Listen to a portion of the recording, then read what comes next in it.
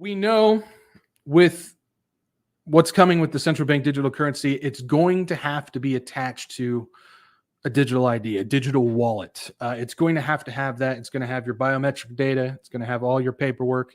It's going to have all your money in there. It's going to have your carbon credits and your carbon limits. It's going to have everything on there. Everything is switching to a digital currency or a digital ID. And one of the things we've talked about, we did an in-depth discussion on Ukraine's Dia app and how that really could be the foundation for all the other countries putting out theirs. But there is one that I have discovered. I discovered it like a couple of years ago, but I forgot about it. There's so much stuff going on. It's so hard to pay attention. But it kind of makes sense that this could be one of the main ones that gets used, and that is world banks. So if we look at what's going on with all the financial stuff and the chaos with that, if we take a look, World Bank has their ID4D program, which is their own version of a digital currency. And so with ID4D, it is a cross-sectoral platform. And according to their website, it says the aim is to enable all people to exercise their rights. The aim is to enable all people to exercise their rights and access better services and economic opportunities in line with the Sustainable Development Goals. It keeps going. This is especially important as countries transition to digital economies, digital governments, and digital societies. So there's a threat there if you're not paying attention. To enable all people to exercise their rights, you're going to need this. That's what they're saying. We know that that's what's coming after the rapture, in the tribulation. The Antichrist will bring the mark of the beast. That's what that's going to be in order to exercise the very few rights that you have left, like to breathe. I don't even think you're going to be able to think at that point on your own. But in order to exercise, buy and sell, as we know what the mark will be, you will need this. And so they're already pushing that agenda forward with this. Now, the reason why I'm pointing these people out, because there's tons of different digital ID systems being created out there.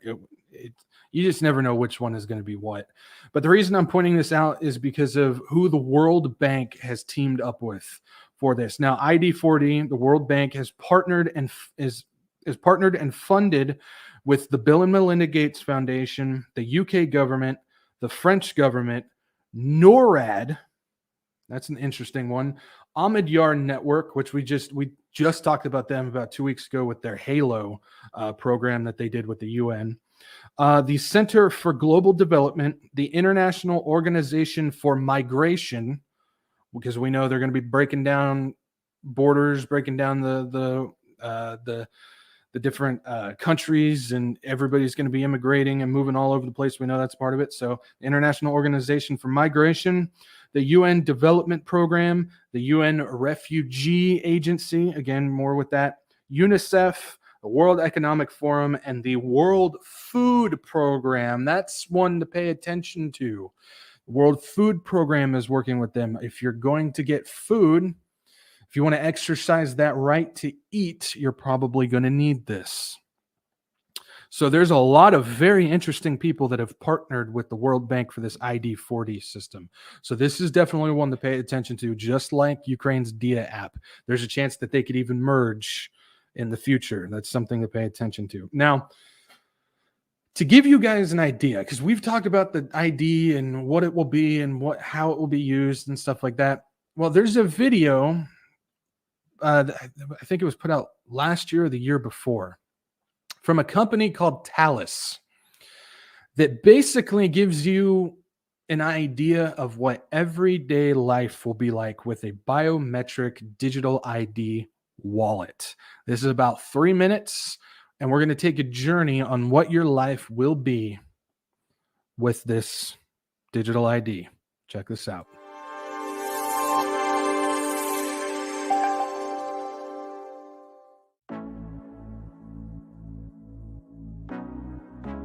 Hello everyone, meet Lucy, student in psychology, and me, her digital ID wallet issued by the government to offer a wide range of identity services. In fact, I'm a handy way of proving and protecting her identity both online and face-to-face. Let's have a closer look at what I can do. I can help governments to better communicate with citizens.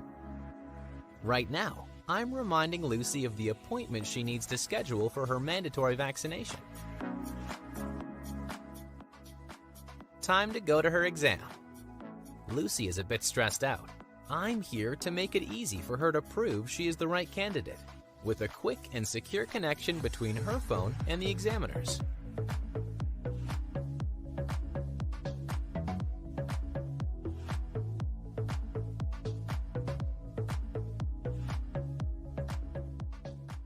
Exam passed successfully. Quick stop at the doctor's before celebrating, and no time to lose. On the way, Lucy uses me to declare her passport lost. She needs it for her upcoming road trip. No issue. She can request an emergency digital passport without having to go to the authority office.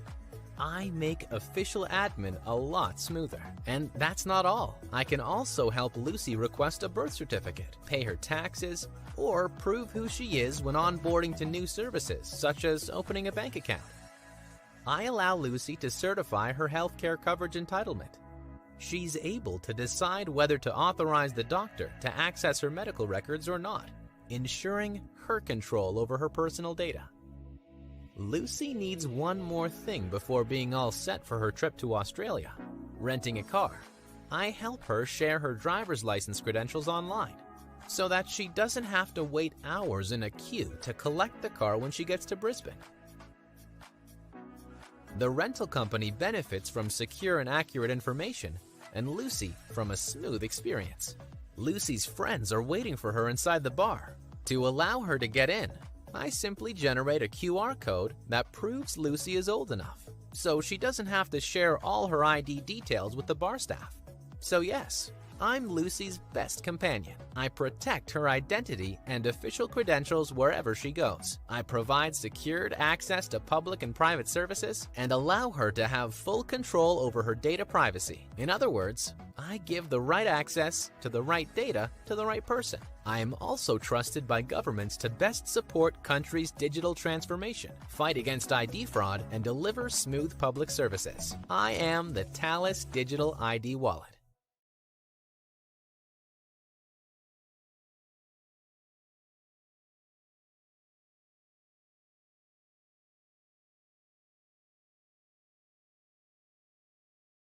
Right. So it gives you an idea of what every day will be like with that. It's everything is run from that. Everybody's going to be scanning this thing, who you are, your details, your mandatory vitamins. That puts that in there. You're going to have your mandatory vitamins. It's talking about this new digital world at the very end that all the governments are going to be a part of, and all of that. This is the everyday life of what's going to be going on with your digital ID. And so when we look, it's different when you put it visually like that. We talk about all the time what this thing will be used for and how it will be used and everything. But when you get to look at what is going on with all this stuff and then see it visually put in front of you, like with Lucy there, throughout her day, how it's basically controlling her entire life, and she's not able to function in society without it. Without it. So when we look at what's going on with this bank stuff and the run that's coming with it, and the transition that's going to be coming into CBDCs, that's going to be a transition into the digital ID as well, because the CBDCs can't be run without a digital ID. So we know it's coming. And so hopefully that gives you an idea of how that stuff is going to be used.